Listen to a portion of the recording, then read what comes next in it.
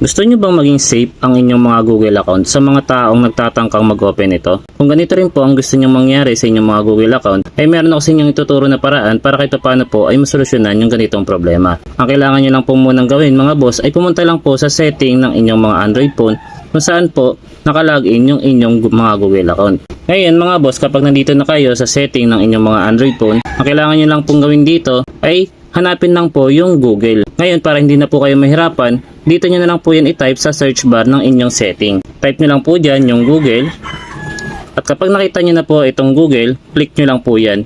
At mapupunta na po kayo sa Google setting ng inyong Android phone. At pagkatapos, dito ay meron po kayong makikitang manage your Google account kung saan po nakalagin yung inyong Google account.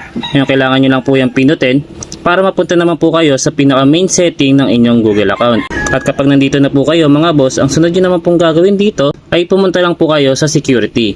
I-swipe left nyo lang po itong upper part at pagkatapos pinutin nyo lang po itong security. Ngayon naman mga boss, kapag nandito na kayo sa security, ang sunod nyo naman pong gagawin dito ay kailangan nyo lang pong i-activate yung two-step verification ng inyong mga Google account. Para kapag meron pong maglalagin ng inyong mga Google account, ay magsisend pa po ito ng verification sa recovery email o recovery phone number na nakaregister dyan sa inyong mga Google account. Ngayon mga boss, kapag na-activate nyo na po yung two-step verification dyan sa inyong mga Google account, ang sunod nyo naman pong gagawin ay check nyo po kung updated pa ba or gumagana pa ba yung recovery phone number dyan sa inyong mga Google account. At pati na rin po ito pong recovery email address. Kasi po kailangan po na gumagana pa rin yung recovery phone number at recovery email dyan sa inyong mga Google account para po hindi po kayo mahirapan once po na magla-login po kayo sa ibang mga devices.